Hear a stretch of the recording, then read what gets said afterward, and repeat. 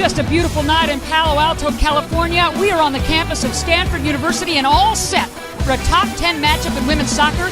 The second-ranked Cardinal hosting number 7 Penn State at Laird Q. Kagan Stadium. Good evening, everybody. Hand shots joined by my broadcast partner. That's Allie Wagner, former Santa Clara All-America and former U.S. national team standout. All right, top 10 matchup. You say it's too early, but I think this has a playoff feel to it, my friend.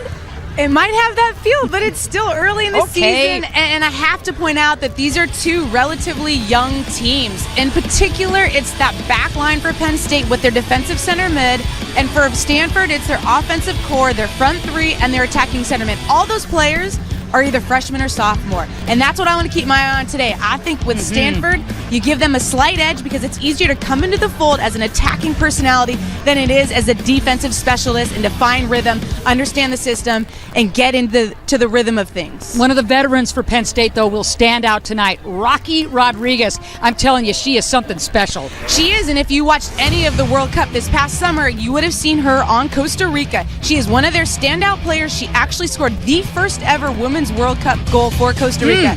But here for Penn State, she plays an attacking center mid-role, and what I like about her in that position is that she has an amazing ability to escape pressure. If the first defender's on her, the second, the third, she actually becomes more elusive, and she uses her body extremely well. So Stanford young as well. Andy Sullivan, just a sophomore, but I'll tell you what, coming off a terrific freshman campaign. Well, we talked to the other coach, Erica Walsh from Penn State. She said she is one of the top players in the country, if not the top player in the country. She's an exceptional talent. She plays a defensive center mid role for Stanford. She has all the qualities you want in a number 6-like player, being able to ping the ball from side to side on the field, and she runs the show for the Stanford offense. Oh, this should be such a fun match. Number 7 Penn State in town, number 2 Stanford. We'll see if they can keep the home field advantage going. We've got lineups and opening kick coming up in just a second. 12 Women's Soccer Game is brought to you by Pure Silk. Pure Silk Moisturizing Cream for legs that look and feel like pure silk. Welcome back to Laird Q. Kagan Stadium. Number 2 Stanford undefeated, hosting number 7 Penn State. A gorgeous evening here in Palo Alto, and we're just moments away from kickoff. Stanford in their home kits, that maroon red, top to bottom, stem to stern. Penn State in their road kits with white shirts, nice slash down the middle, blue shorts, and white socks, and we're ready to go. And shots along with Allie Wagner, delighted to be with you this evening. A really fun test. The Big Ten and Pac-12 have played a bunch of non-conference games against each other in September, Allie, and it's really fun to see how these two conferences match up with some of the best teams in the country. Well, what I thought was interesting when we talked to Coach Walsh was, and that's the coach for Penn State, is that she wanted to bring her team out early in the season, right, and start to test them with scenarios they could face in the playoffs if they do in fact get into the playoffs, and that's traveling west, changing 3 time zones, and seeing how they adapt with this young group. Penn State coming in at 3-1-1. Their last matchup losing to 12th ranked West Virginia on the road 1-0. And speaking of the Nittany Lions and Erica Walsh, the starting 11 looking like this, a very young club, and you really like the play of Emily Ogle. I do. She's the brains of the group. She's the one who sets the tempo, and she's also going to be the one that dictates play, switching the point of attack, and she's going to be one of those understated players that may fly under the radar, but you cannot miss her if you know anything about soccer. Just a sophomore. She was last year's conference Big Ten Freshman of the Year. Difference makers. Gosh, Penn State was young last year. They're young again this year, and Paul Ratcliffe thought that this might be a rebuilding year for Stanford. I mean, the Cardinal just lost a ton of talent to graduation, and yet here they are, highly ranked in the preseason and number 2 right now. Well, it doesn't shock me because these programs, Stanford, the Lions, they get all these top recruits year after year after year. And so, yes, they're going to lose those top seniors, but then they have this influx of talented freshmen coming in, and they pick up right where they left off. It just seems like this is becoming a pattern that you think it's a rebuilding year, but they have the depth and the talent to smooth sail right into the beginning of the season. What becomes key in your mind the first 5-10 minutes of this match as both of these clubs try to settle in, especially in the midfield position, and get the attack forward? Well, they're just trying to get a sense for how the opposition is going to play. In the first 5 minutes, you typically try to dump the ball and play safe. But you can see right now, Stanford's starting to get their possession already. And this is what I anticipated coming into this game. The Nittany Lions sitting back a bit. Foot race. Lee and Basinger. And while we have a quick second, how about the Stanford lineup? I mean, a young group with some veterans. Anybody jump out at you?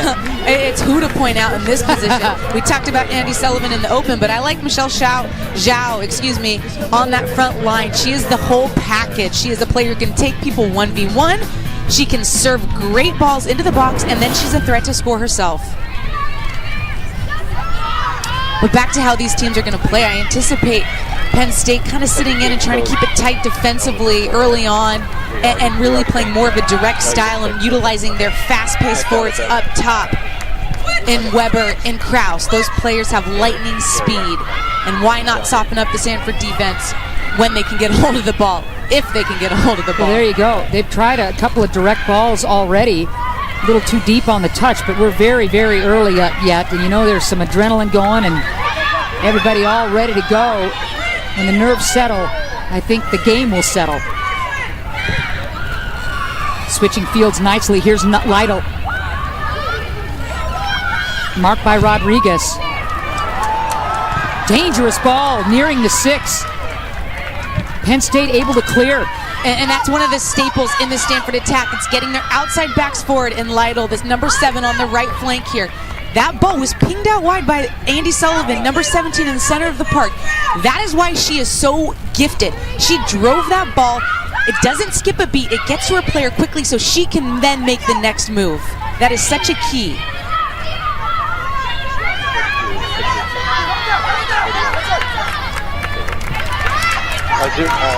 Both teams with depth, deep benches. And it'll be interesting to see if somebody coming off the Pine is able to lift this club if no one's able to find the back of the net for a while. But you're anticipating some goals being scored this evening, aren't you? I do. I just think this Stanford group is too talented to keep them out of the back of the net. There's Erica Walsh in her 9th year with Penn State. Oh my goodness, what she has done with this Nittany Lion program. Well, she's got her challenge ahead of her with this group being so young in that defensive core. That's very difficult to get a group together this early in the season, especially against a team like Stanford. Giving chase on that far sideline is DiBiase.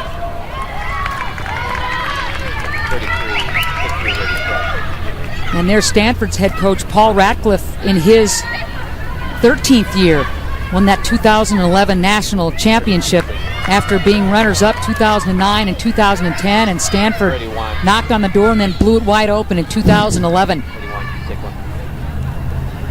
Both of these coaches as good as it gets. What's kind of interesting about the coaching staff for Penn State is I played for Erica Walsh on the national team, and she's a defensive specialist. So when we spoke with her, that's what she focused on, was the transition from high school to college. The biggest leap is being a better defender, understanding that everyone has to commit to that, not just the back five, if you will. And her offensive specialist, Ann Cook, is actually someone who likes free-flowing, attacking style soccer, but they're not really going to let her have free reins with this group today against Stanford. You're right. They're going to try to keep it tight and counter. Turnover, and Weber wants to do something with it, but stepping up nicely is Stanford's defense. Cook, but yep, the fast feet of Penn State keep that ball right where they want it in their offensive third, and you saw the speed there of Ellie Jean.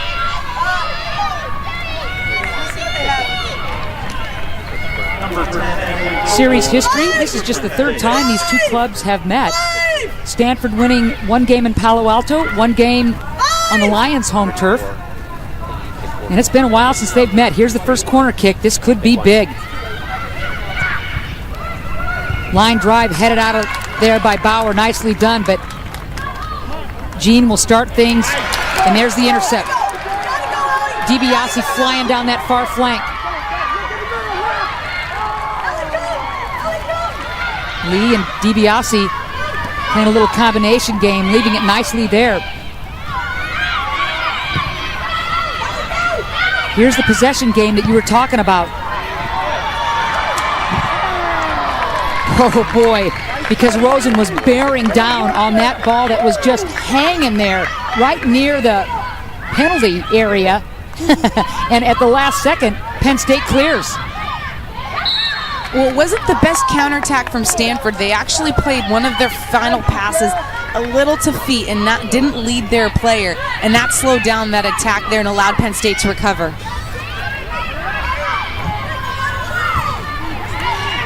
Sullivan. And you can just see, she receives the ball, she plays it to a teammate, and she finds a new angle immediately. Those little details are what make a player special. It seems so simple, but that can separate herself. Scampering off her line is Eckerstrom, the redshirt senior.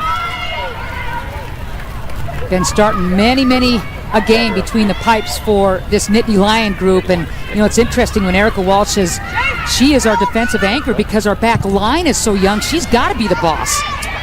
Well, what was interesting about that was that she calls when they should squeeze the game, when they should drop. And I think that's a tough challenge for a goalkeeper. You don't have the vision that you do in that back line.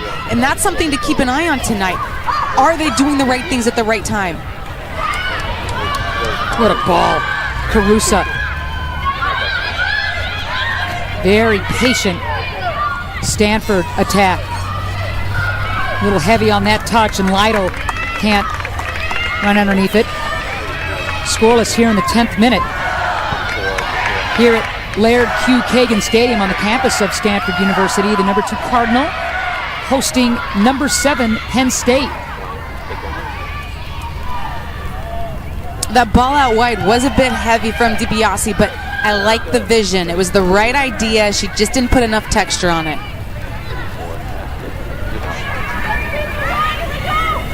Rodriguez, look at the quick feet. That's that elusiveness we talk about, and escaping pressure. That's just great D by Lytle and company. Very patient as they dispossess. Every possession, there's 2 or 3 defense. Uh-oh, look at this. Oh, just like that. Wow, what a finish. Franny Kraus with her 3rd goal. And a bit of a defensive breakdown for Stanford, and Kraus far post drills it. Well, this was not a play that I would have expected to see from Andi Sullivan, but they talk about her decision making. She's trying to play out of too many players. She has 3 defenders on her. She turns the ball over, and Penn State just picks the ball up. One pass, puts one of their guns in, their speed racer, Franny Kraus. 1 touch, 1 goal. Off the post with that left foot, and that is the first goal that Stanford has given up since early in the first period, in the first half against Hawaii.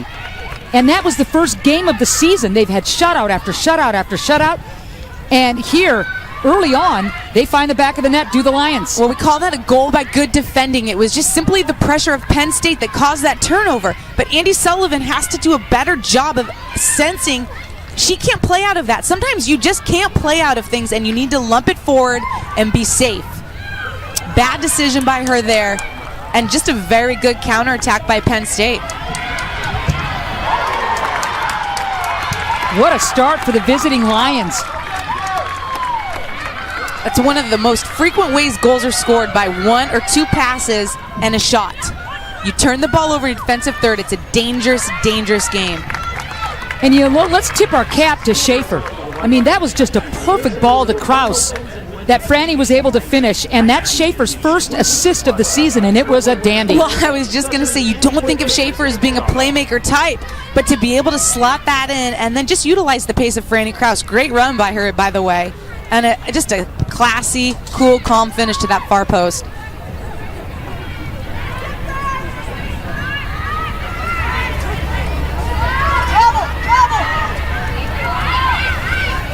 So Kraus's 3rd goal of this young season gives Penn State the lead. Remember, Kraus had those 10 goals last season as a freshman. Well, Erica Walsh said she was just pure raw speed when she came in, but she loves film, and she's becoming more nuanced in her runs. And that says a lot. Last year, direct, and that speed would get behind the defense, and she would tally those goals. This time, she waits patiently. Schaefer puts it right on her foot, and she drills that left-footed dandy. Right, and she bent her run just enough to get a good angle on frame.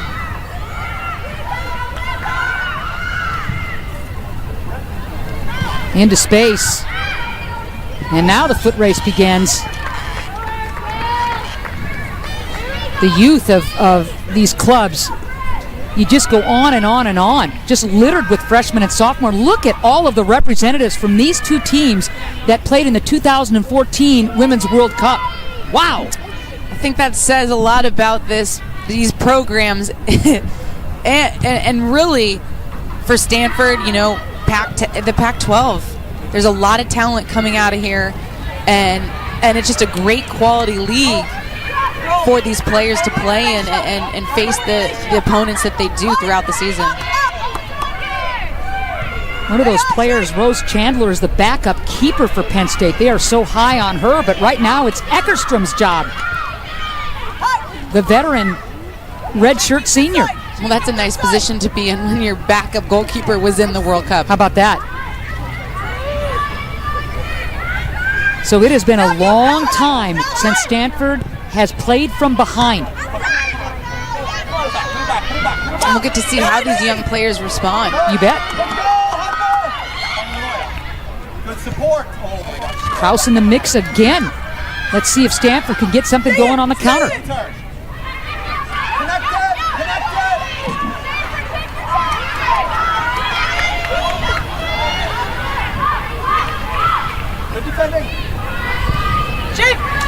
Coach Riley talks about,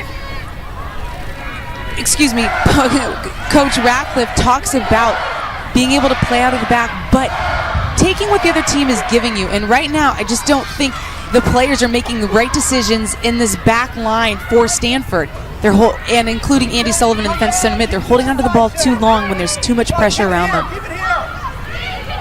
And it was the defensive miscue that set up Krause's goal.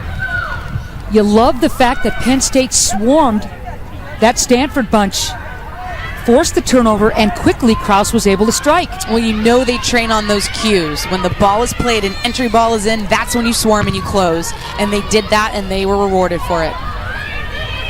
That's great hustle by Sullivan. Gets it right back. And here's Andy. It's good D collectively again. Sullivan still battling. Play on. Rodriguez dancing. Lytle trying to mark.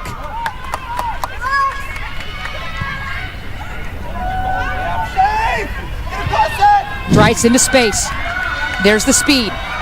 Franny Kraus tries to center it. And Penn State. I'm laughing because Franny Kraus was not even making a run in behind whatsoever. But number 23, Nicolette Dries, she just says Franny, and she pings it to space, and Franny gets there a mile ahead of her defender. That's how fast she is. Because I was thinking, why is no one coming feet? Well, when you have that pace, you don't have to. All right, another corner. Good look there at ball. And Campbell. In swing coming. And Rodriguez got free on the initial corner kick, so keep an eye on her. Line drive. Great call, partner. Rodriguez tried to get ahead on it. Ooh. Boy, and Campbell had to read that one nicely.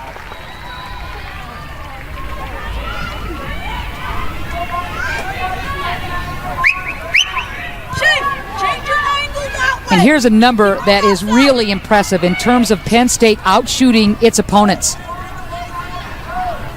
That's pretty impressive stuff. And that means they're creating a lot of opportunities. And that's something Stanford's been doing as well. They just haven't been finishing. The only time that Penn State has been outshot was that loss against West Virginia. They had 21 shots against Duke, 27 against Loyola Marymount. Man. 17th minute. Krause's goal has given Penn State the lead. And Lytle, frustrated. Quick throw in. A lot of space there. Turnover. And here comes Stanford. Rosen is going to leave it. There's the quicks of Lee. She wants to cut back. Some step overs. Right idea to go end line there by Lee. She sensed the second defender was coming in to help and she wanted to go end line, but she just didn't beat her man, which is really one of her strengths, is taking players 1v1. And again, you saw Basinger and company doubling down. Brittany got some help, and Lee turned it over. And that's something that they wanted to shore up and work on, because against West Virginia, in their only defeat this season, they were 2v1'd on the flank all day long, and they didn't get numbers around the ball. Dreiss leaves it for Jean. Another direct ball. We've seen some foot races already. Much better job, but another turnover as the ball is deflected. Kraus just all over the pitch and around that 18 and 6. Well, she has license to hunt the ball down. They said that she has closing speed like no other player in the country. So she can go hunt the ball when she senses it. Pennsylvania native, top high school scorer in all of girls soccer in Pennsylvania. Hasn't missed a beat here in college. That is for sure.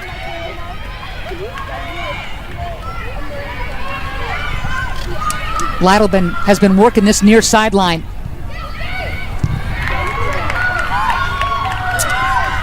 But she has to take care of that. She has to play that to the right foot. And in this case, it would have been the left foot of Riley. But I knew what you meant.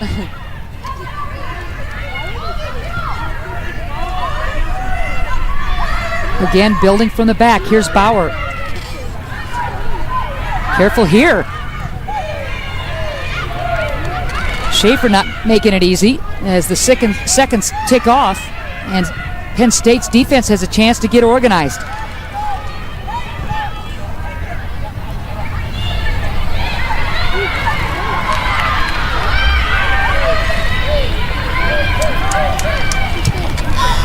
Sullivan has been working very well with Lytle.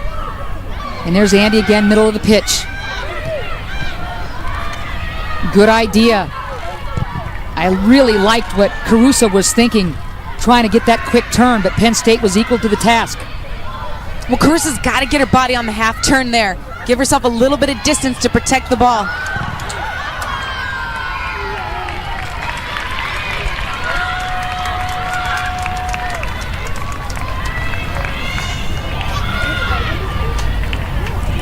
It's a good look at DiBiase, one of the many youngsters for this Stanford club. Yeah, I think she's going to be one of those exciting players to watch as she goes on in her collegiate career, and we're getting glimpses of it already. I agree. I mean, when Coach Paul says she plays like a junior or senior, that is high praise, because she's just a pup, just a yearling. 21st minute, Stanford looking for the equalizer. Lee has been busy on this near sideline, and Basinger has given her quite the matchup.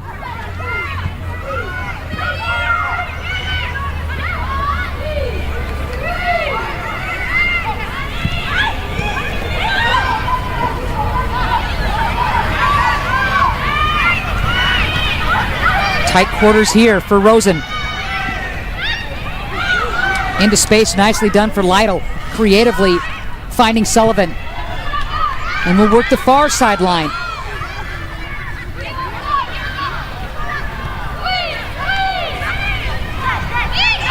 Sullivan just getting things orchestrated. Stanford with action. DiBiase had a notion. That shot is just high. Stanford starting, Allie, to get its act together a little bit offensively. That is just an unbelievable attack and patience from Stanford. They were in this right flank. They were stuck here. I was wondering who's going to be the one to pick their head up and know that it is not on down this flank. And they switched the point of attack. And there you see Michelle Zhao just whipping that ball in. And DiBiase she doesn't have a good first touch, but she does the right thing and plays the way she's facing to set up her teammate. And they just get two shots, one after the other, with that was all created by that patience. Boy, Amack with the left really pulled the trigger and brought the hammer down, but that shot was a little too much underneath it. But to your point, good attack. And need I remind you, Amack is the left back. They kept the ball long enough to get their outside backs forward, and the right back, Lytle, was the one who picked her head up and realized that they needed to switch the point of attack. Their outside backs are really key in the way they like to attack the opponent. One of the first times the whistle has blown. Quick restart for Penn State. We'll bring that back. Vince Apple-Chiarella says, wait a second now. You just wanted to say Apple I did. Chiarella. I had to look down at it, though, and see how I phonetically wrote it before I just went ahead and blathered on. But I got it right. Darn it, Allie. And he's going to be Vince from now on. That's that. Kraus knocking a few bodies. And here comes Penn State quickly. Amack playing some D there. No problem for Campbell. Well, Jane Campbell might be on the Mac Herman watch list for this season, but one of her weaknesses, or one of the areas that she's working on, is coming off of her line and reading service into the box. So those are two areas that Penn State might want to look to expose. Lytle and Rodriguez. Lytle leaving it for Lee. There's Rocky. All right, you mentioned the Mac Herman Trophy list. You, of course, won that thing for Santa Clara. You could talk how special it is, but you mentioned Campbell, Sullivan, and Rodriguez are both on that early watch list. How special was that for you to win that trophy? Oh, it's the biggest honor besides winning a national championship that you can have as a collegiate player, and it's the thing that you'll tell your kids when you play. Oh, on cue, on cue, there it is. Oh, that's terrible. No, it's not. 2002 trophy winner Mac Herman. Thank you very much. You won those 2 Ole golds. All lies, Ann. All lies. And how about the national championship that you won for Santa Clara? Gosh. You're making me cry. Special moments, honestly. You had the game winner. You had the game winner. I might have. Oh, that's pretty cool, though. The soccer pedigree, 130, 131 caps. But, boy, there's nothing like college soccer, is there? It's a different animal. Yeah. Lee with a little space. Boy, and you have got to give credit to Elizabeth Ball for disrupting that at the very last second. You're right. She read that run, that timing, and that touch, and just got something on it. That's all you can do.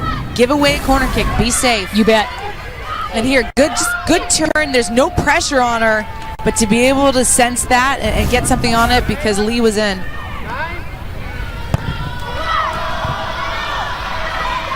That low line drive handled by Penn State, and they'll knock that thing. And look at Franny Kraus go. She's one of the fastest players I've seen in a while. Just a sophomore. And if she's making better runs and it's not all direct, because you know they'll give her the green light when it can be direct, but if she's double dipping with the runs and the direct, oh my goodness. Right.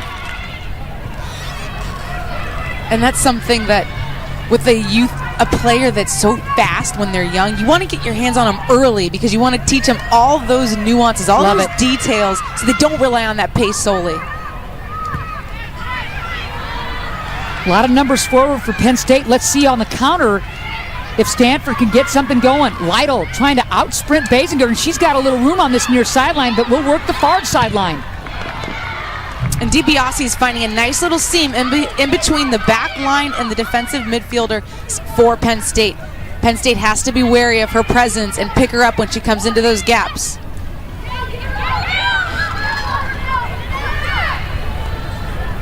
Double teamed again. Carusa. And we'll tee it up in the 27th minute.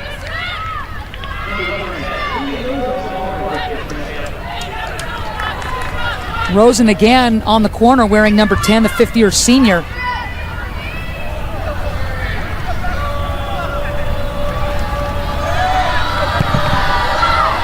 Driven. Lytle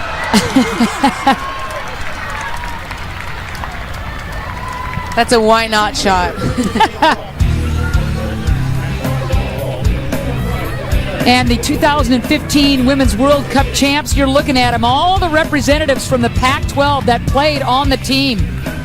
Morgan and O'Hara, LaRue, Press,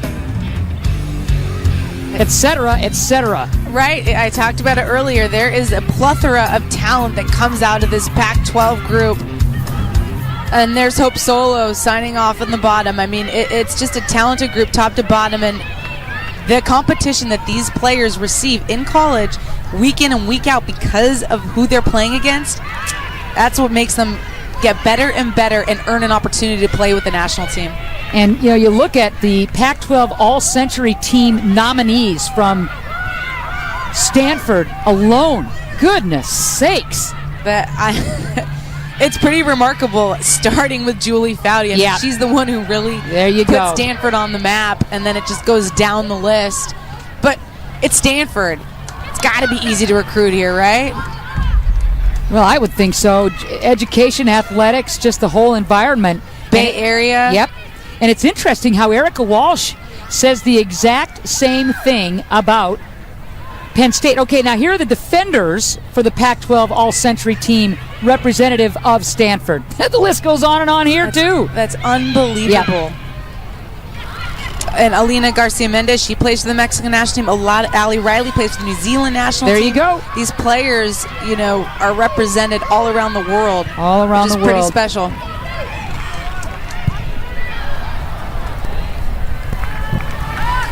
And Lytle, she's got to take care of the ball. That's a couple times now. She just forced the issue. Her teammates have got to tell her to settle and to keep possession because they're doing a nice job otherwise. Lytle, the senior, been a starter since day one for Ratcliffe. The work ethic and work rate, and you know a little something about that. That is something you don't coach, and when your players buy into that and they're that talented, oh baby.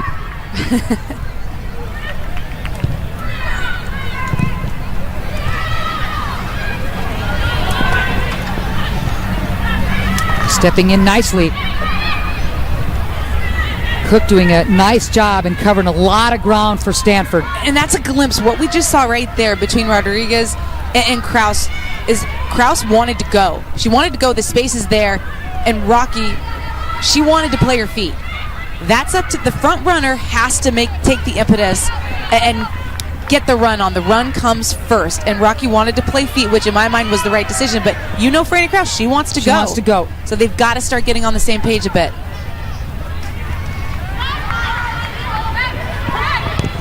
Walsh says that Kraus kind of reminds her of a Labrador Retriever. She just wants to go and track everything down. I love that. What's not to love about a Labrador Retriever? Got one of my own. 31st minute. Again, it's Lytle. This right side of the field, she's been very active. Penn State stepping in. Reel, the freshman, taking it away. And the Lions turn it over. Sullivan, what a great ball. Again, closing. Gosh, ball has been playing very well inside that 18.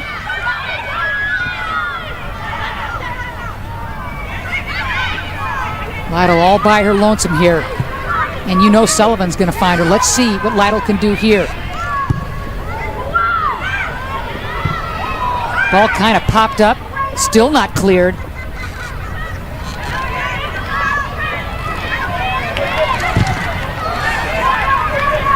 Clever play by Amack, but again, Penn State has been very aggressive with the 50-50 balls.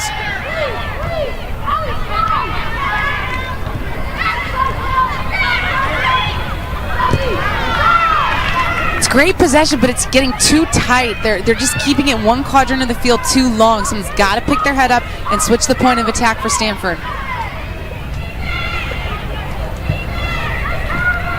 Rodriguez calmly leaves it. Ogle.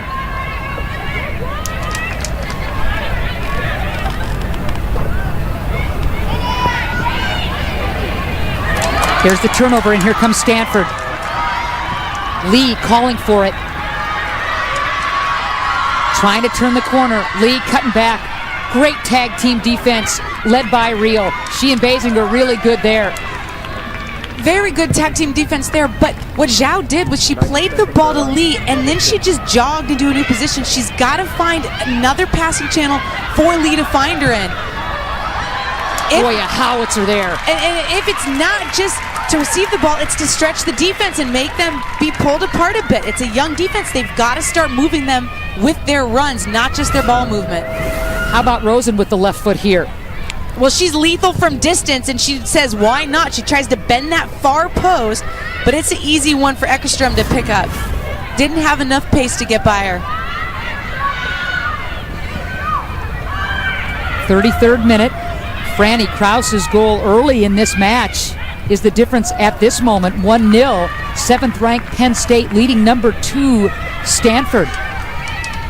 And earlier tonight, a very busy evening for Pac-12 women's soccer. Earlier tonight, Arizona State clobbered number 11 Pepperdine 5-0. And remember, it's the same Pepperdine group that tied top-ranked Virginia earlier this season. And Arizona State took it to them.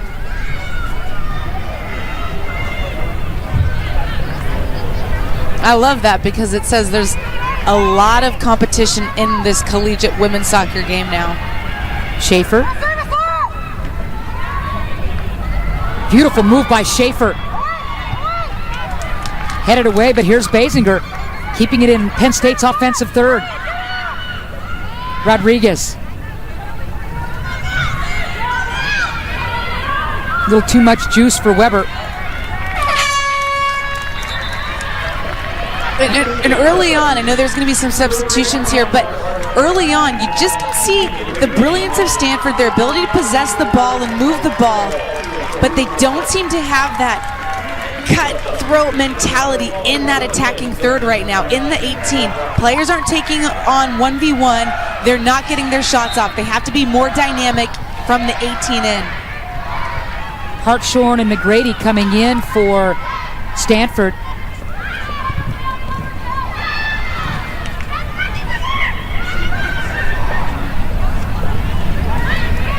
Rodriguez again, so patient, head always up.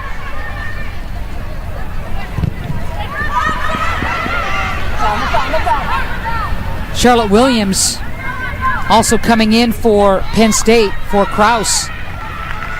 And all three of those are anticipated substitutions. Walker Hartshorn from Stanford is one of those players that Coach Paul Ratcliffe wants to get on the field. He's just trying to find the right combination to put around her because she's a goal scorer and they need her out there. Well, she's the leading returning scorer for Stanford. I believe started the first game and now super sub. Here's Ogle with the corner. Basinger got a head on it. That ball is still loose.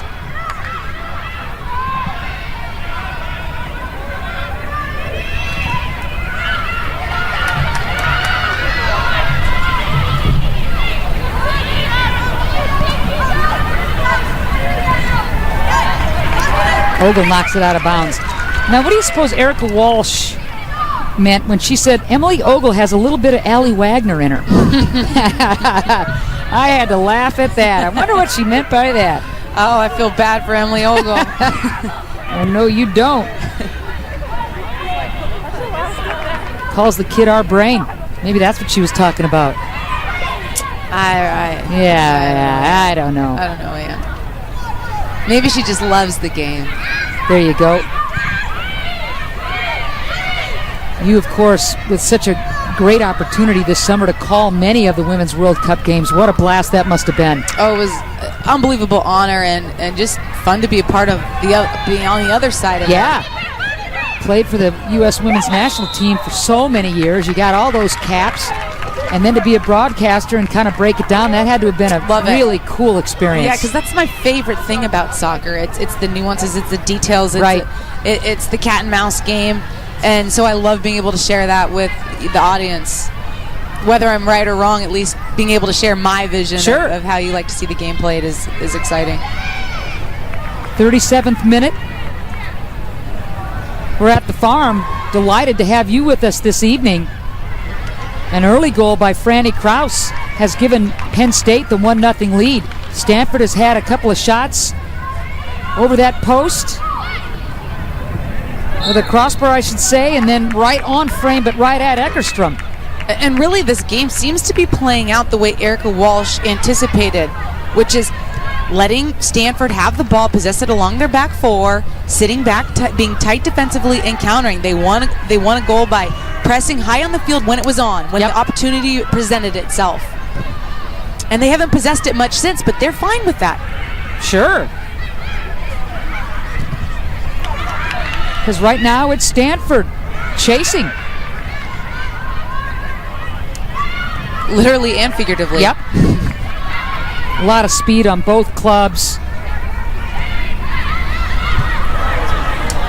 And Krause's goal was a beauty. Nothing Campbell could do about that. Far post, ricocheting off the post and home.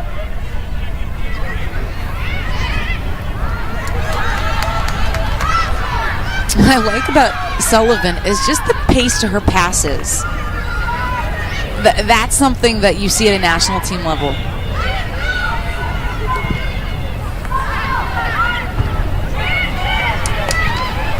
Turnover. Zhao. Let's see what Stanford can do here. McGrady. Ellie Jean forcing the turnover. Poke check away. The counter. Penn State.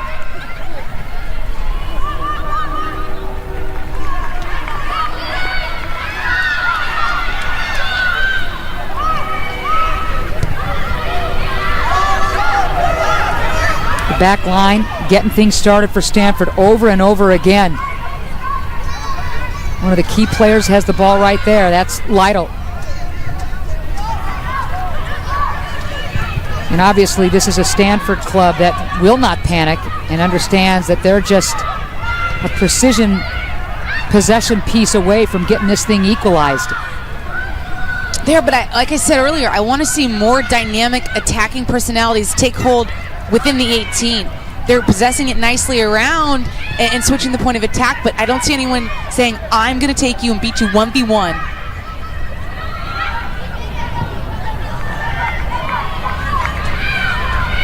Who's the player that you could imagine for Stanford doing just that? Zhao. Okay. One hop to Campbell, no problem. I like that you didn't even hesitate and you put it on the freshman. I love it. Well, she had those 2 goals against Boston College, did the freshman out of Omaha. Well, she's got the ability to go 1v1.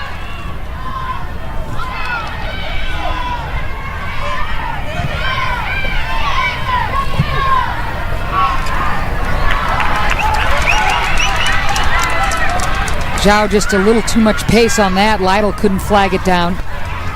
So here in the 41st minute,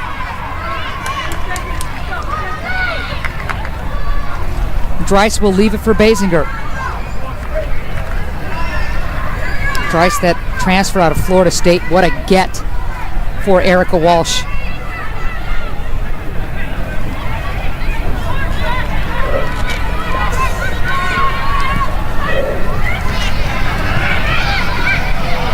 Turnover.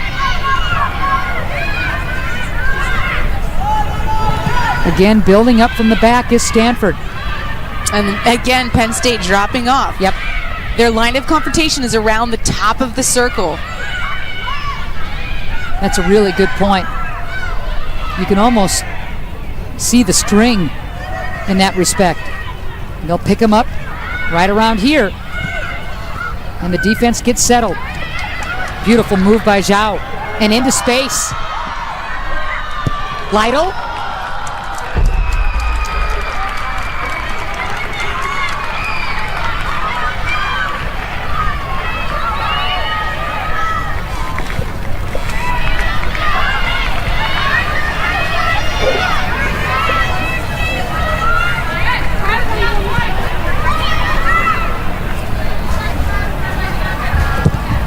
Stanford is a club, as many Pac-12 fans know, This is a club that does not lose at home. It does not happen very often. That's just all there is to it.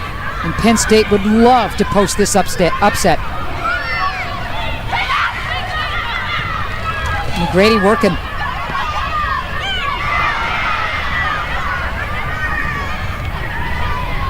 Boy, just some battles.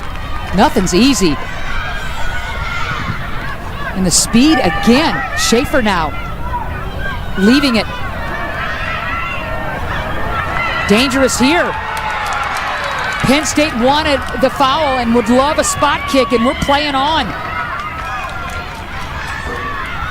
Williams went flying. What do you think, partner? I think it was a good challenge, but I did like the attack from Penn State. They didn't have numbers. There was only 3 players really getting forward, and they mounted a dangerous attack. Penn State bench went nuts when Williams went down. I think it was a good challenge. I like it. From here, at least. Yep, I think you're right.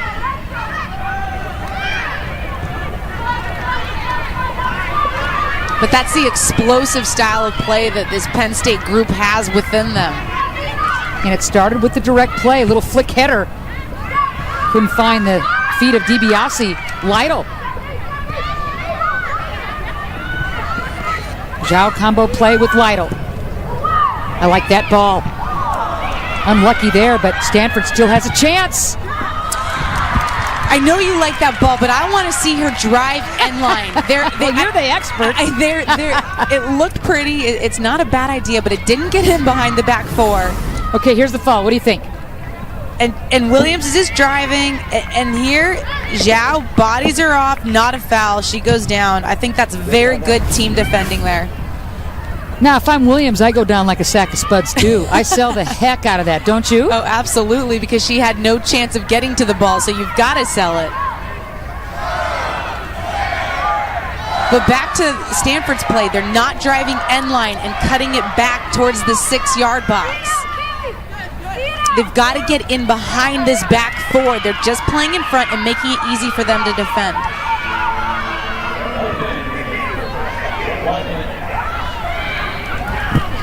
So Katie Boggs is standing by with our Pac-12 halftime report. Katie, we're looking forward to hearing the goods you will give.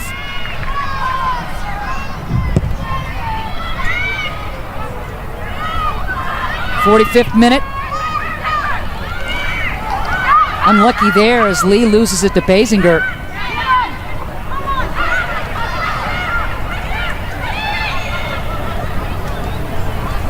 Lytle with a little push off, nothing called. I like that too.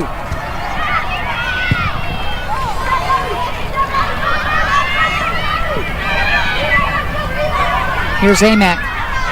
Stanford's going to have to hurry.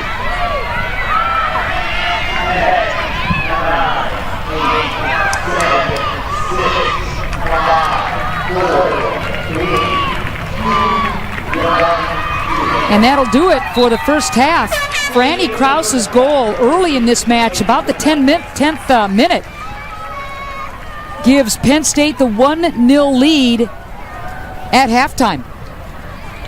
Pretty much what we expected. Stanford having the most possession, having the run of play, but Penn State getting in on the counterattack, pressing when it's on, and being lethal when they really had one opportunity, one goal. Stanford head coach Paul Ratcliffe kind enough to join us. Thanks for slipping on the headset. Paul, your take on the first half?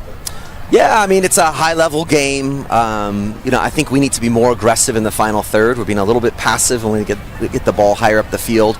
We need to go 1v1, look for some combinations, and just be more aggressive overall. I think we've been a little bit passive.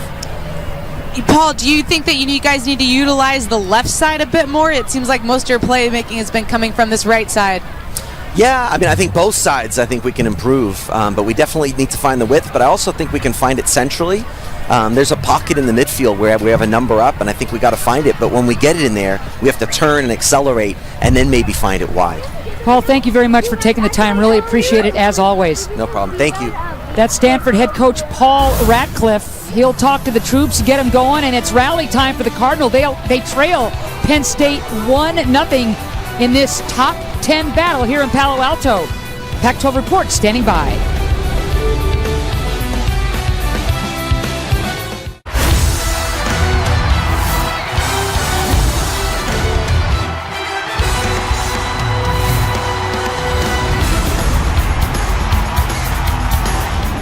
Good evening and great to have you with us on this Friday night. I'm Katie Boggs with your Pac-12 halftime report. We've got a lot of soccer to talk about, so let's get right to it. Caitlin Johnson, the undefeated Cougars, hosting Oklahoma State in Pullman right now, less than 90 seconds in. Courtney Gutlein receives a through ball, and she finishes. Washington took an early lead, but then we go to the 37th minute. Cougars backline can't clear the ball. Courtney DK dribbles it into the top of the box and fires it in. Oklahoma State with the equalizer, but Washington State just came back up 2-1. Aerial ship Sandra Lay and number 16 Cal taking on UC Riverside. Your two Pac-12 players of the week. 28th minute, no score. Anumanu gets a foot on the ball. Shot is saved, but Samantha Whitteman is there for the putback goal. It's her first of the year. We'll go to the 75th minute, same score. Highlanders with a chance, but Emily Boyd is there for the stop. Cal holds on to win 1-0. 22nd ranked Arizona State hoping to start the season 4-0 for the first time since 2010, taking on number 14 Pepperdine.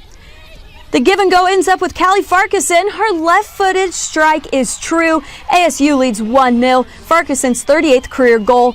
Second half, 2-0 now. Allie Moon weaves through the defense, refuses to go down right here, and she scores her fourth of the season. Sun Devils go on to win big, 5-0. Back to Berkeley, the Cal Golden Bears looking to win their third straight, taking on the UC Davis Aggies. We'll go to the 73rd minute, no score. Ugo Rebecchini pushes forward towards the net. Matt Chasman gets there for the goal, his first of the season. Now on to the 81st minute, same score. Shinya Kadono takes the shot, scrapes off the crossbar and finds the net, his first of the season. Now on to the 88th minute, same score. Desperation time for the Aggies, and Matt Weisenfarth capitalizes. Aggies get on the board, but Cal would go on to win 2-1. And it's football all day tomorrow, but we're back to the pitch on Sunday right here on the Pac-12 Network with 6 matchups. Number 22 Arizona State will get things started at 11 a.m. And Stanford, of course, looking to come back in the second half tonight. Well, they'll be back at it, taking on Oklahoma on Sunday. We've got more top 10 action coming up from Kagan Stadium in just a few, but first, it's your Sports Report update coming up next. Stay tuned.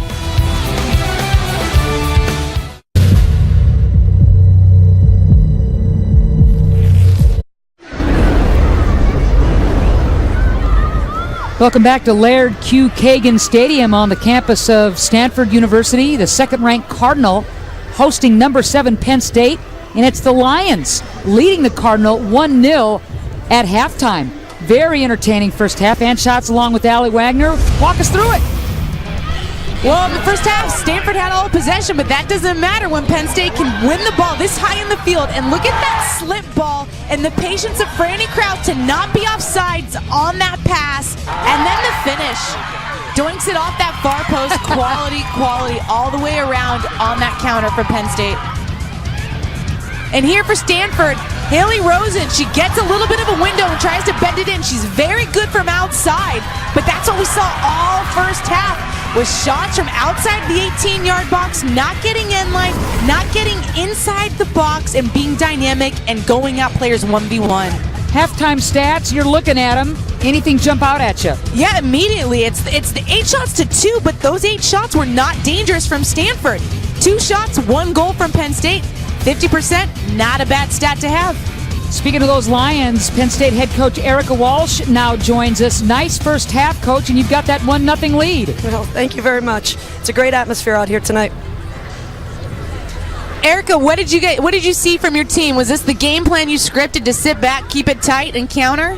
Yeah, and I don't think that we necessarily want to sit back. I mean, I think we want to start our line at a reasonable place so that we're not chasing them all over the field. Obviously, they're good in possession, and we want to make sure our gaps are tight and that they can't play through us, and I thought we did a decent job of that at times. How did you feel with keeping Stanford in front and not letting them in behind your back four? Again, I think that was probably a strength of our first half is keeping the ball in front of us and really trying to make them make the play through us. And obviously they're good in 2v1 situations in wide spaces, and I thought we did a good job defensively against that. Erica, thanks so much for taking the time. Thank you. Good luck the rest of the way. That's Erica Walsh, last year's Big Ten Coach of the Year. She's won that honor 3 times. 2012 National Coach of the Year, taking her Lions to the title game. And I know they said they don't want to sit back, but you can tell their initial line of confrontation was at the top of the center circle, and they kept it tight. It allowed them to minimize the space that Stanford had to play in and out of, and it was effective. I wouldn't change much if I was Erica Walsh with my game plan. And there's the Big Ten versus Pac-12, the matchups this season between these two women's soccer powerhouse conferences. UCLA, Washington a couple of times with the upper hand, and now Penn State wants to reverse all that and leading Stanford here at halftime. Well, I think there's a more of a tradition, a history in the Pac-12 with women's soccer, and now the Big Ten is starting to pick up on that, and they're becoming more of a powerhouse, if you will. And this could very well be the turning point in those rivalries. Ratcliffe in his 13th year, as we mentioned. Stanford with 24 NCAA appearances, including 17 straight NCAA tournament appearances. Good golly. Not bad. But again, it goes back to being able to recruit to these amazing places. If you get the talent and you have the soccer brain as a coach to bring out the best in your group, you're going to be around for a while. Penn State huddling up around keeper Britt Eckerstrom.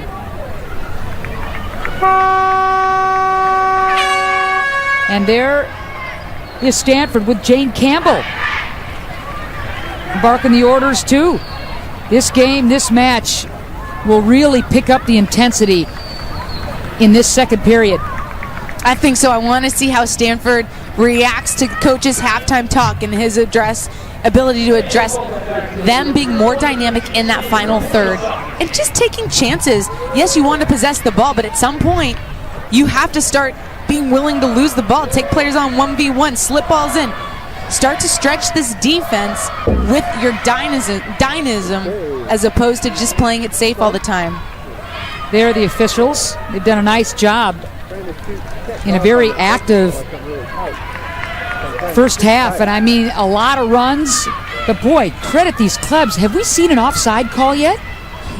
Well, I think sometimes that works again. That's not a good thing. You want to be on that restraining line. You want to be feasting to get in behind, and that's something Stanford's not doing. So maybe more offside calls would be a good thing. I like the restraint by Penn State as they play a little direct and making some good runs, and here we go. Second half underway.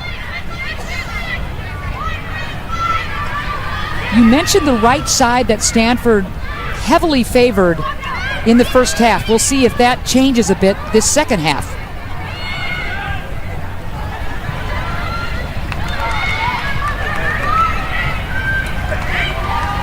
Schaefer. She, of course, with that beautiful ball to Franny Kraus that resulted in the goal. And we touched on it, but that's not her strong suit. She's more of a target forward, a back to goal type of player. Unselfish, to be sure. Ogle able to win that 50-50 ball. And Ogle, I'd like to see her ping the ball wide out here to the right defender in Ellie Jean instead of keeping it narrow.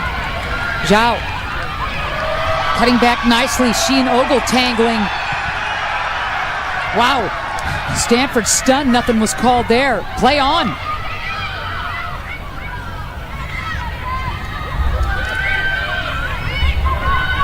Amack's going to leave it. Trying to turn the corner. Carusa will switch fields.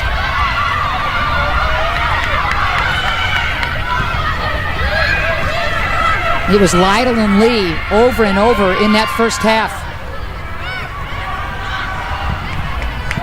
Peppered, but right at Eckerstrom. Again, she didn't even have to move a muscle. No, but that is much better from Stanford. Lee drove end line. She's got to pull that ball back, yes, towards the top of the six. It was too square of a pass, but it's a better mentality. She took her player 1v1 and went end line. We talk about Penn State's speed. Stanford has some, and representative of that is Lee. Here's Penn State again, Weber. Haven't called her much, cutting back in. Up Ball was just kind of hanging there at the top of the 18, and Stanford is able to start the counter. Such a smart touch by Lee to cut in front of her defender, not allow her to recover, make a play on the ball. Lee heavy on that touch, and it'll be Penn State throw-in.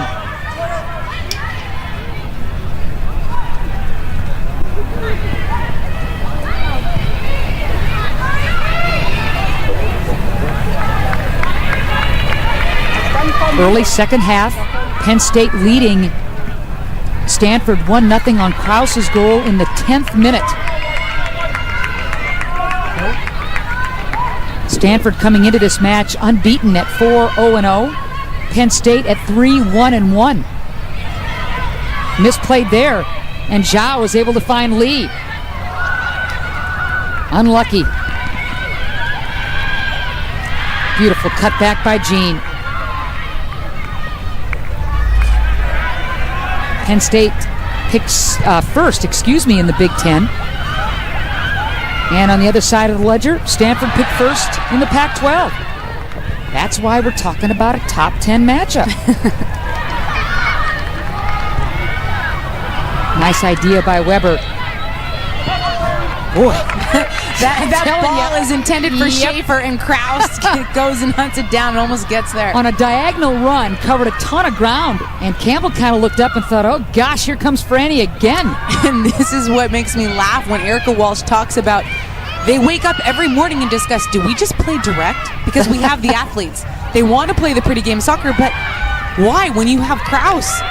Put it out there, let her run onto it. Her speed is really something to behold.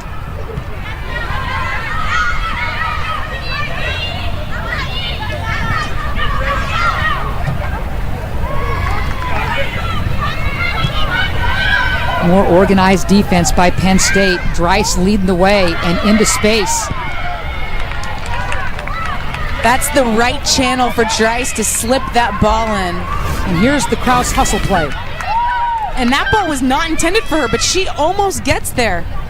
That is unbelievable, and that's why they give her free rein to hunt down any ball that she senses she might be able to get it to play on. And there's an offside flag. Well, I'm glad you picked that up, because really out of nowhere on that diagonal run did she come flying into frame, so to speak.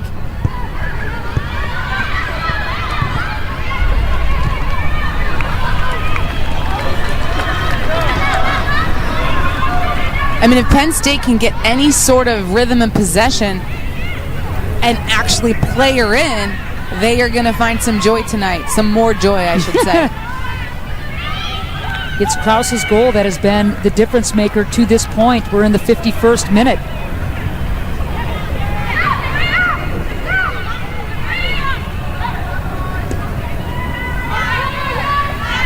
Cook's going to square it to Bauer. And Lytle and Lee will work together again. Ogle, though, is there to disrupt things.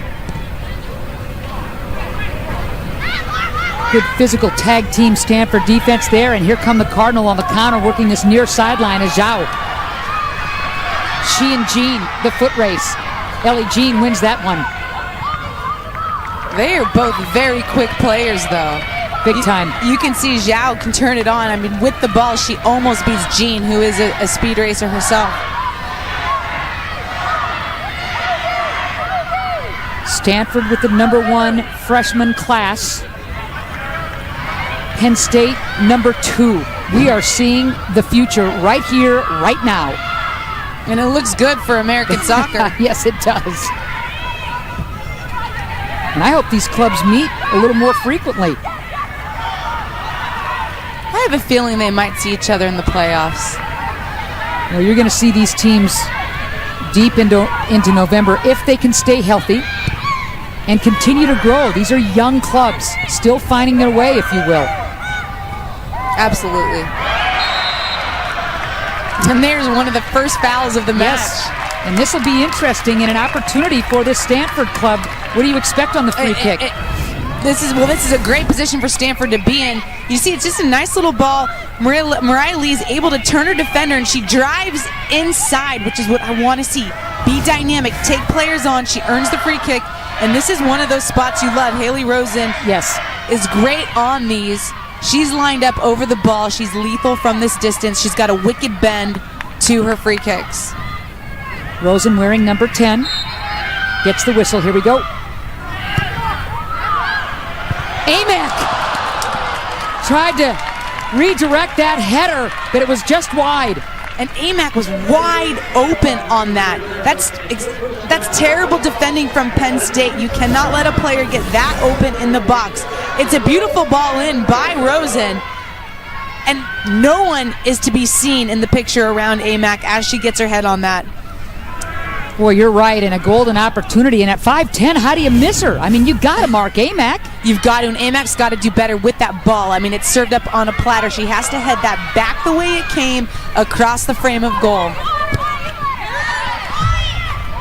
Again, it's Lytle and Lee. Quick throw in.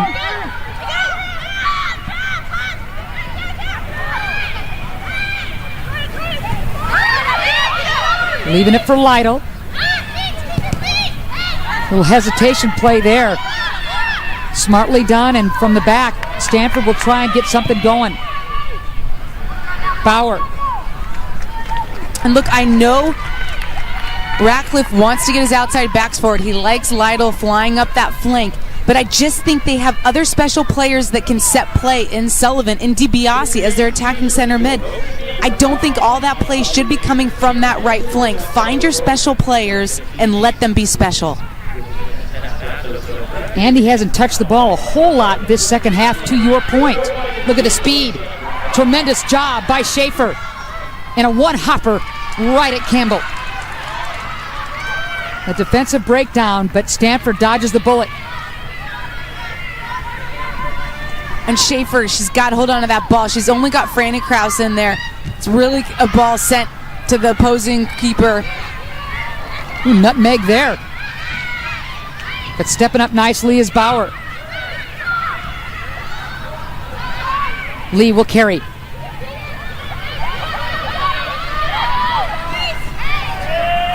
Lee goes down again. Again, playing on. Here's Andy.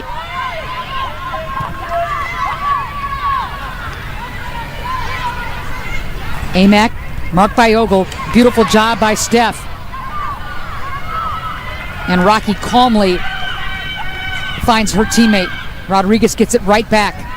And we talked about it at halftime, but I don't think Raquel Rodriguez has lost the ball once. Man. She's so smooth and just smart.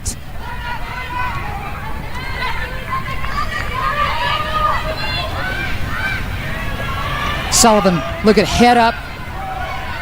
Eyes wide open, head on a swivel too.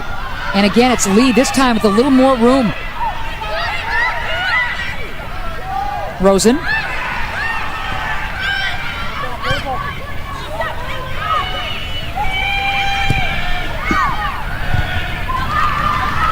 I'd like Lytle to find Sullivan there at the top of the box. Let her play make. DiBiase was making a run too right down the gut. And here comes Stanford again. Zhao, beautiful footwork. Can Lee track it down? Yes, she can. Good hustle.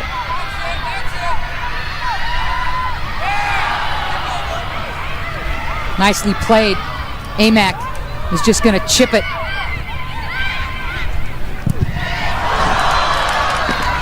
Sullivan winds up from distance. And not a bad looking attack from Stanford, but again, they're just peppering the outside of the 18. They're not getting inside the box. Be dynamic, drive end line. I hate to hound on that topic, but they gotta do that. That's what's gonna pull apart this Penn State defense. They're making it easy. They're keeping all play in front of those back four, and that's what you like as a defender, keeping the ball in front of you. Rosen will leave it. In fact, it was Rosen's bender. I think she was inside the 18 in that first half. One of the few shots that really had any kind of a chance inside that 18 and not from distance. By Stanford, that is. Yeah, you're probably right on that. She's someone who always looks to shoot and strike from distance. And if she was, in fact, in the box, I don't recall that one, but I believe you. I'm not sure if you should. Anyway, this is an interesting scenario right here. Rodriguez getting her head on it. Amac keeping it in the offensive third. And Rosen not quitting on the play. But finally dispossessed.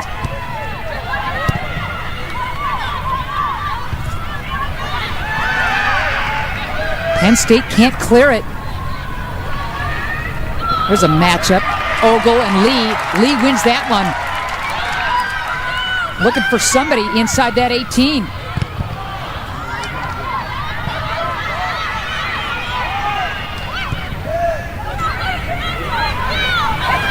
There's the turn. Aggressive Penn State defense, and the call's going to go against Stanford. But good team defending again by Penn State. The first defender kept Carusa back to goal. The second defender won her touch. Let's take a look at it. Oh, here's the steal, yeah. And here's Mariah Lee just working and winning the ball off of Ogle. Excellent work rate. And she's been so active all game long. I think we've called her name more than any other. You're right. A 4x400 meter record-setting champion is Lee. You see the Jets, and she took it to the track as well in high school. And the strength, just to body off Ogle. Not easy. No. 60th minute here at Laird Q. Kagan Stadium.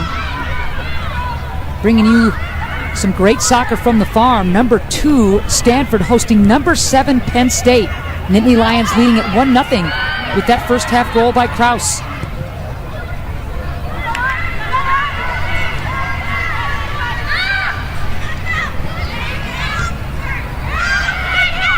You don't want to turn it over here.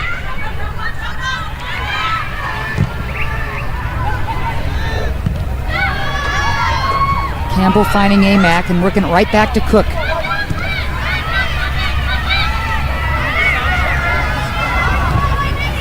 Good crowd on hand. They've been pretty quiet, though, Allie. Well, there hasn't been much to cheer about. Possession, yes, is beautiful, but they've got to be more dynamic again. Quicker on the counter, quicker in that final third. Better decision making.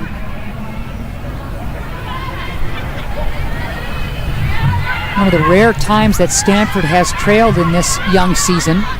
Right out of the chutes in game 1 against Hawaii, which Stanford came back and won that game.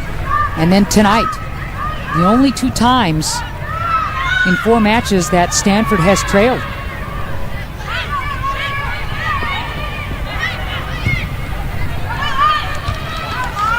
Cook gets ahead on it. Kraus had a notion. Let's go, Teagues. Both of these clubs in action again on Sunday. Penn State will go down the road to play Allie Wagner's Santa Clara Bronco bunch, and Oklahoma will be here to play Stanford on Sunday. I think Penn State's going to have their hands full on Listen to you. Listen to you. Expected nothing less. Sullivan hesitates and then smartly goes right up the gut to Carusa. A nice little pocket for Carusa to sit in. Here's Lee. DiBiase. Again, looking for the cross. Oh boy, what a tough break for Stanford. I mean, they had players barreling in, and Carusa was in the right place at the right time, just high. But so much better. That, again, is driving end line, cutting that ball back, allowing your players to crash in on that ball. And it was a nice little combination with DiBiase. She had a nice flick behind her back initially with the 1-2 and then tries to send it into Zhao. Zhao goes up. She makes the right run and gets near post to engage that defender. makes a play on it, makes the keeper Eckerstrom make a play on it, and then Carusa just can't finish it. She has to head that down. Everything about that was so brilliantly scripted, though, starting with DiBiase in the 1-2, driving end line, and Zhao making that near post run.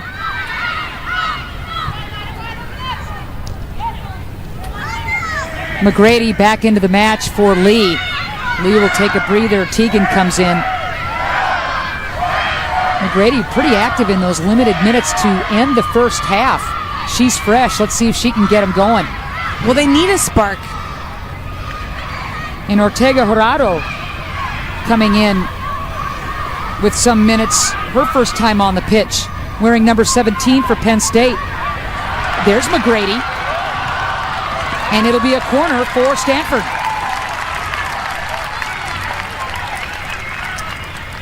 And I like that from McGrady. Taking the onus, the responsibility, and going at a play earns her team a corner kick.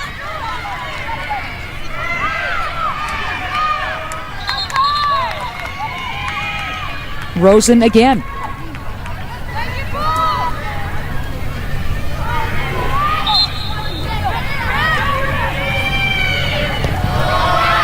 Far post. Wow. Real able to get that thing cleared at the very last second. But here comes McGrady and Stanford again. Amack was looking for it. McGrady's going to find Sullivan instead. It's a little nuance, but Amack has to get her heels on the touchline. Give herself more space in that initial buildup from on this left side with McGrady on the ball.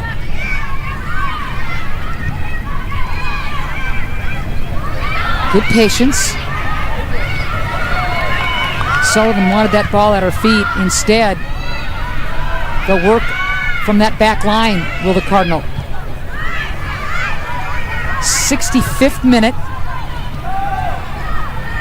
The Cardinal looking for the equalizer. Penn State not making anything look easy.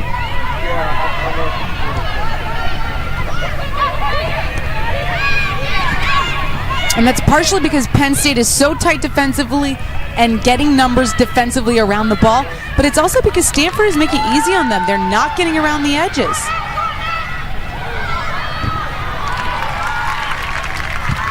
Cook clears, but here's Rodriguez.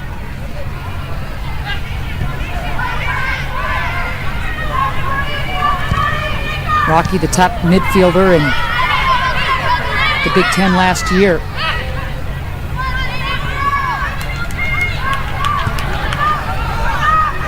Cross with a little flick.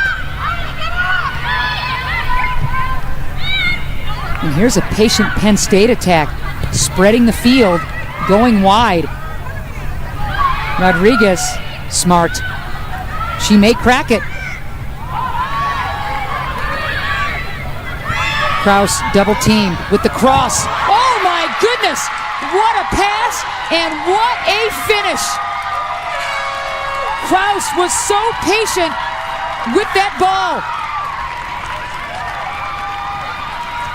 And that is a brilliant finish for Basinger. Her first goal of the season.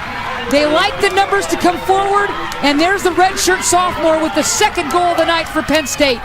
Well, you said it.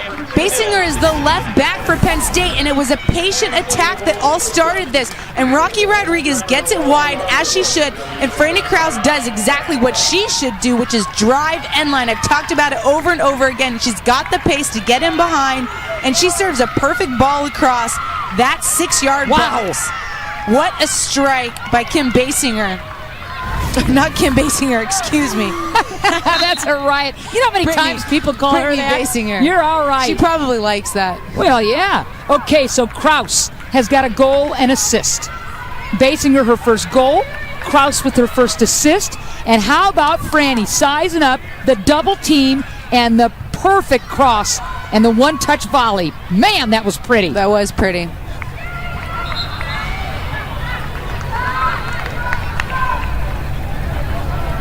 I'm impressed with Franny Kraus. Just her ability on the ball, her sense of pressure, and really just using her asset, her speed. And she's got the touch to go along with it. And Penn State wants more. And this is a new position for Stanford to find themselves in. Down 2-0.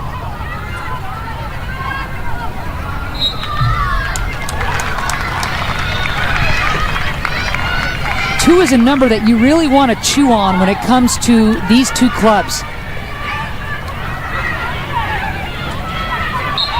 Erica Walsh, Penn State's head coach, when her club scores 2 goals or more, 111 wins, 8 losses, and 3 ties. Wow.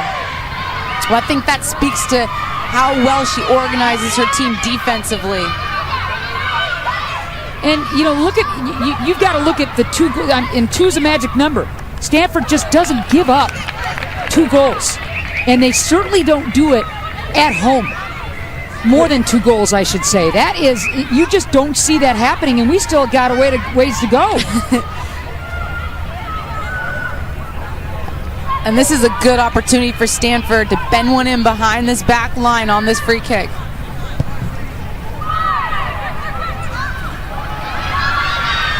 Cook's going to flag it down. Smart play by Rosen. Sullivan! Again from distance and right at Eckerstrom. And Penn State will take that every time. Yep. But you go back to the 2 goals that Stanford's let in. One was really their own doing. Andy Sullivan, an easy giveaway in her defensive third. And the second one was created by Krause and her pace and her sense of pressure to drive end line. And then a perfect ball across with a runner who that left back getting forward into the box. So Eckert in for Penn State. The 5'4" sophomore midfielder. And Lee back on the pitch for Stanford. Lytle will have a seat.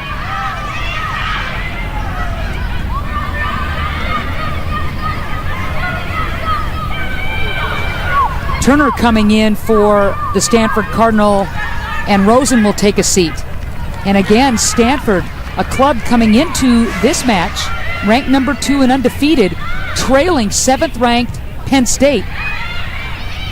2-0 here in the 69th minute.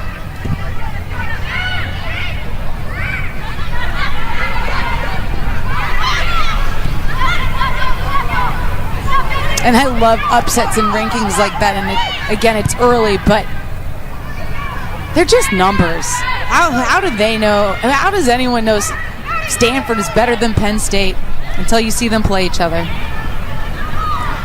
Erica Walsh taking her club to the Elite 8 last year. Penn State losing to A&M on the road 2-1, and of course, a great run for Stanford as well. You would expect nothing less. Losing to Florida State 2-0 in the semis. Florida State, of course, the eventual national champ. It's rally time for the Cardinal. They got to get after it here. Look at Lee. Clever ball. Ooh, that flick header almost found that far post, but it goes wide. Clever ball and clever turn. She is so quick, and she's been dynamic all night. They want to turn something around. I say you keep getting the ball to her. And we'll get a good look at it. It's just a nice little ball in. Lee turns her defender easily and has the space and awareness to pick her head up and bend that one in. Just no Stanford player could get on the end of it. I thought Cook got a noggin on it, and you're absolutely right. It was just wide. Cook at 5'9", very, very close to getting a head on it, but did not. McGrady is going to find Sullivan.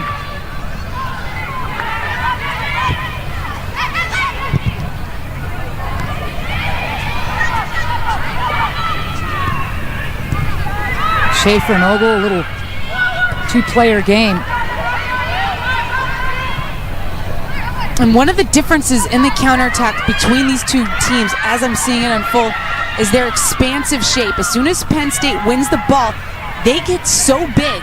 And that's what you want to see in these counterattack moments. Stanford doesn't get that big, expansive shape like they should, and that might be just the youthful inexperience of their front line. So Ellie Jean will come back onto the pitch for Penn State. Eckert out. Ellie Jean has been a joy to watch. She's had a very strong match. Two of the top incoming freshman classes, number 1 and 2, Stanford and Penn State respectively. Goodness sakes, and they are putting on a show. What I like about that is that they're putting on different shows. Stanford more possession oriented, a little bit more methodical and slower in their approach, and Penn State just, we're going to come at you. We're going to keep it tight, and we're going to come at you when we get our chances.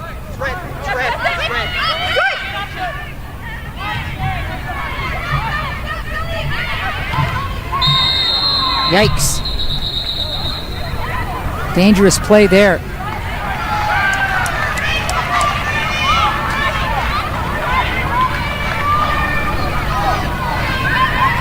Let's take a look.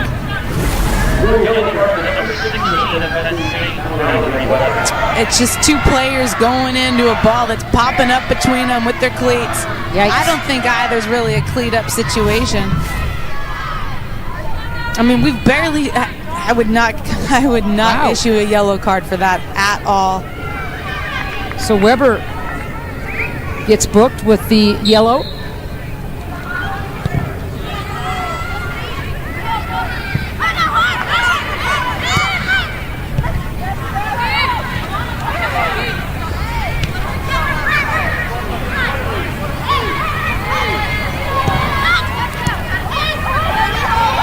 Penn State's defense just has been equal to the task, and here comes the counter. Sullivan disruptive, and there's Andy doing her thing. Quickly leaving it for McGrady. Here comes Tegan, looking for somebody. Zhao, McGrady.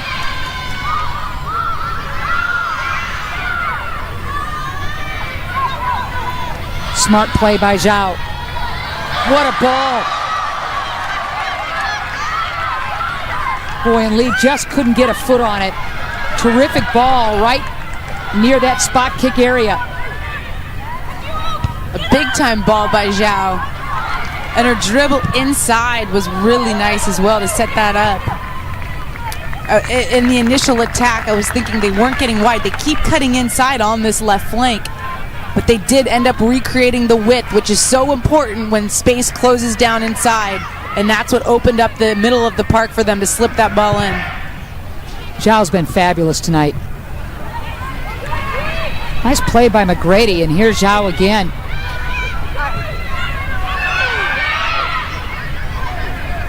DiBiase working the right side. Amac cutting back. But see, that's again, they're not driving end line. They're getting almost to the 18, and then they're pulling the ball back out again. I'd like to see them take more chances, be more aggressive.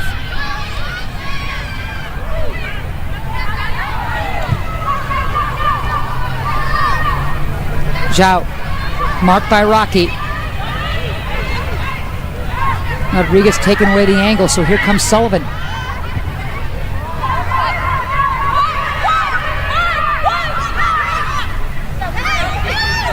Amac double team. Just keeps working. Great play by the veteran. DiBiase on the dummy run there. And Zhao not being there is something I've seen all night long. She's a little bit lazy and not making the run before the ball arrives. She's more reactionary, and that's something she's going to have to address to bring her game to the next level. Her movement has to be better off the ball, and it has to be sharper. Eckerstrom coming way off her line as Carusa was trying to flag down that long pass. Eckerstrom, third year starting, big 5'10", red shirt senior, who was challenged to put on muscle mass. She did just that. has become stronger. Her vertical increased by some 3 or 4 inches. Wow. It was pretty funny when Erica Walsh was talking about it, saying she was a bit resistant to the idea of putting on muscle mass. That happens to all female soccer players. Okay, so Rosen back in for Stanford. And taking DiBiase off the pitch, perhaps just to give her a little bit of a rest and get her back out there, because I think she's been instrumental in some of their successful attacks. I'd like to see her get back out there. Dreiss back in. Kraus as well for Penn State. Ogle with the short corner.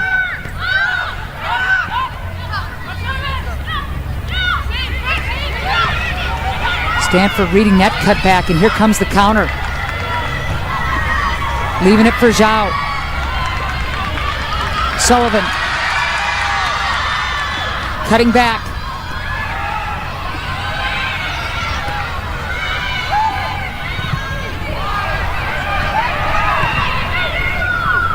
So Lee. Three again. That middle looking a little bit exposed, but nobody able to get a head or foot on those balls right in the middle of the 18. A sense of urgency now in the 77th minute, even more than ever for Stanford, trailing 2-0.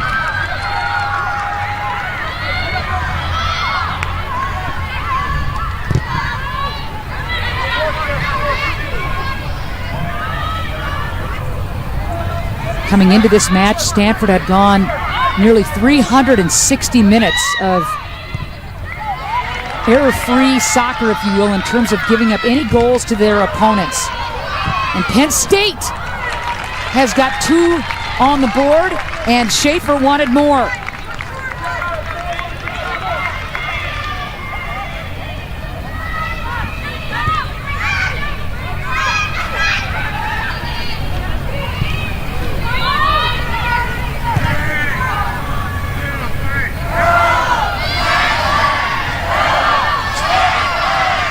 When you look at some of the numbers that really jump out, you know, it's going to be one of those deals, I think, Allie, where watching game tape after this kind of match for both clubs is going to be invaluable, regardless of what the numbers show and regardless of the result, because the season's so young to break things down. Well, you're so right about that, and that's why these coaches schedule this game. It's to expose these weaknesses and to teach these younger players a lot about their system and how they want to really address these issues going forward. And some of the older players as well. I mean, Lytle's been very active on that right flank for Stanford, but I think some of her decision-making could be better, and that can lift this group. I think Andy Sullivan needs to get on the ball more. So all these things are teachable moments early in the season, and that's why you play top 10 teams before you hit your conference schedule. And the skill level of both of these clubs, they will transition the film sessions, if you will, the videotape sessions, and they will fix things quickly. Undoubtedly. 2-0. Penn State leading Stanford here in the 79th minute. Kraus in the first half got Penn State on the board, and then defender Brittany Basinger off a Kraus assist. Or Kim Basinger, as you'd like to call her. Yes, I've got no problem with that.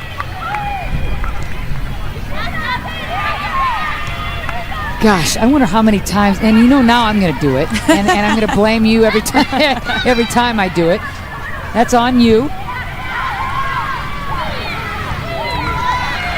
What I like about Penn State, too, Allie, is the fact that they are looking for more. They're still playing aggressive, all over the field offense as well. They're not just bunkering down. Well, it's too early to change your tactics, and it's been working thus far, so why change? Stanford isn't forcing Penn State to change, and that's something that Paul Ratcliffe needs to address with his group. They're not finding the width, and they're not getting around the edges. They're not driving in line. Those are issues that they need to look at, and really, quite frankly, just be more dynamic in that final third.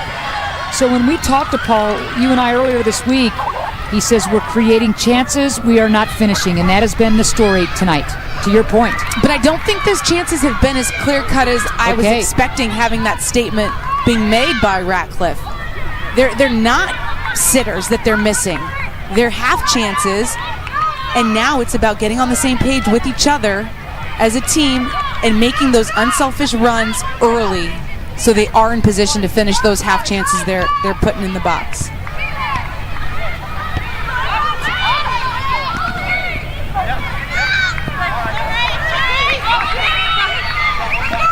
The clock continues to run in Penn State's favor as they look to post the upset. The numbers that we look at with the shots and the shots on goal don't always tell the story. You know, they don't, but Penn State's chances have been that good. So you don't need a lot of shots if you can get in behind. And they're finishing them. With Stanford, 14 shots, 4 on goal. Well, Penn State has 4 on goal, so that kind of says a little bit about really who's getting in. Schaefer.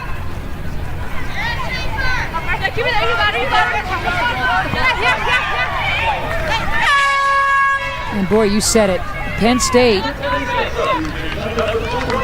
as Shiva checks in for Penn State, the Nittany Lions, when they have had chances to beat a really quality keeper in Campbell, they have left little doubt about burying those shots. No doubt. I think they're 2 for 2 inside the 18-yard box.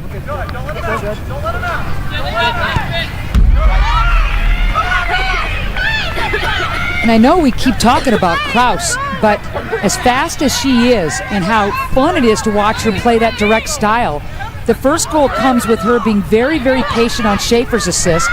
And the second goal she sets up by beating 2 defenders by staying very patient with the cross to Basinger. Well, you can just tell that she's an astute player now, and she knows the little things that she has to do that's going to set her apart. She doesn't have to be on the edge of the restraining line. She doesn't have to be offside because she's going to get there anyway.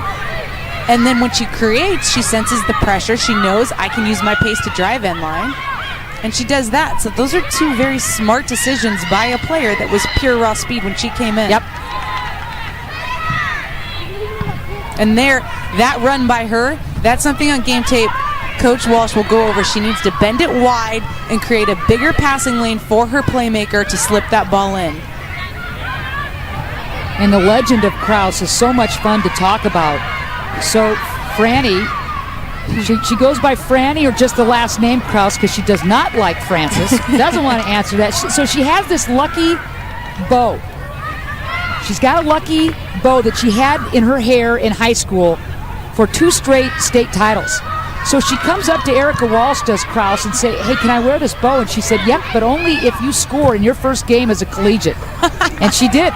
So she gets to wear the darn bow. I love that story. That is pretty funny. I like that she had to ask. Yep, she asked, and Walsh thinks she's not going to score first game, and bam, she scores early on in that very first game. 12 minutes in, the bow came from her short pocket and went right onto the noggin. Love it.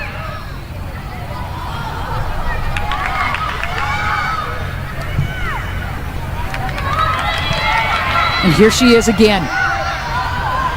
Nice play by Bauer to screen Kraus away from that loose ball. It was that she's one of those smart defenders.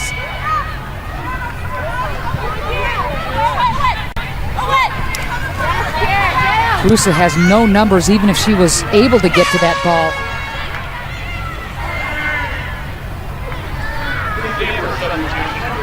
Well, Stanford at some point is going to have to throw a few more numbers forward.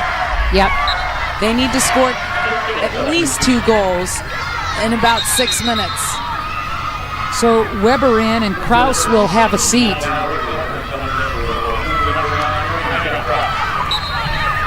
And Weber for Kraus, that's just speed for speed. Get fresh legs in there and try to run this game out. Keep pressing that back line. Walker Hartshorn in for Stanford as well.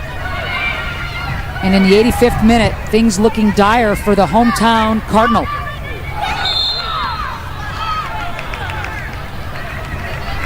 Basinger falls hard to the turf, and that foul, I believe, goes against Lee.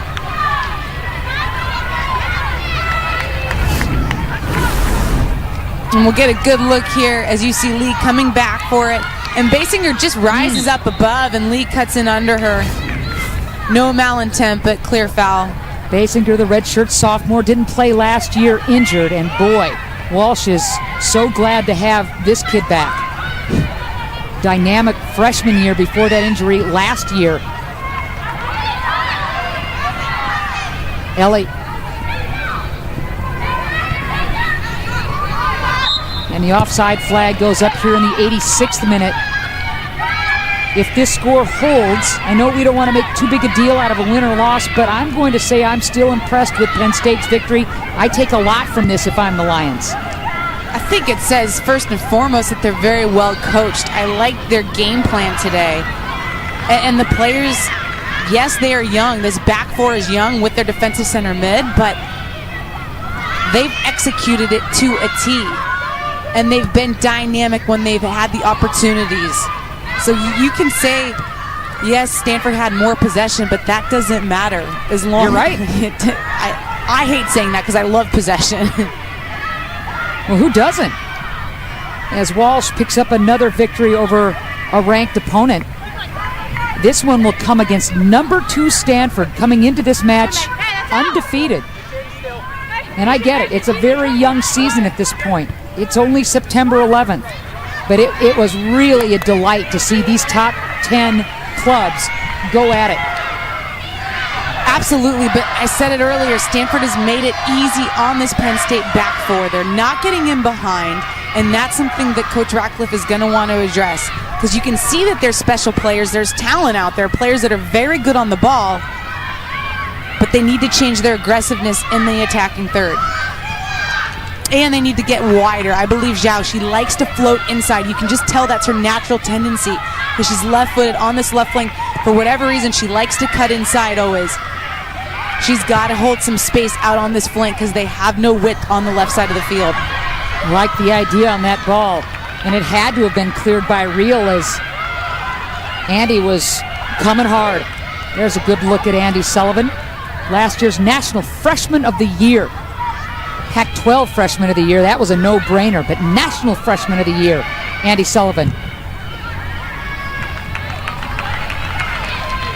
And she is so good, and she's just a sophomore. But she needs to demand the ball more, and Coach Ratcliffe needs to demand that his players find her more. Because she can set the tone, she can switch the pace, and she can ping it on a dime. When they're not as dynamic as they should be, she can get it out to these flank players quickly so they can go at their players 1v1 and not allow a 1v2 situation to arise.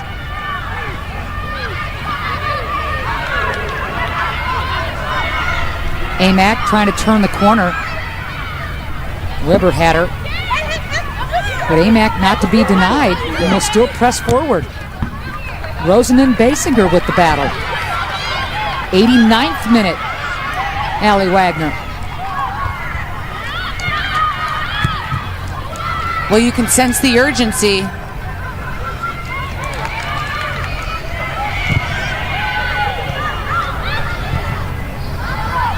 Penn State happy to just clear and get organized.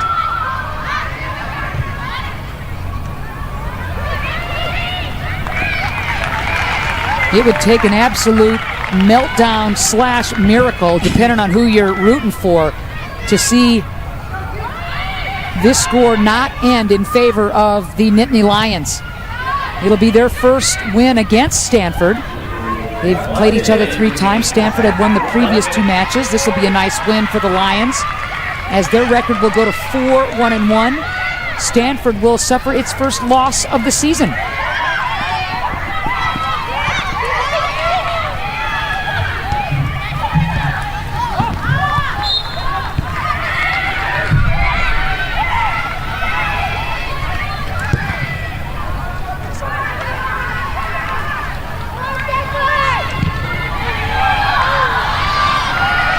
And coaches talk all the time about end-of-the-match tactics.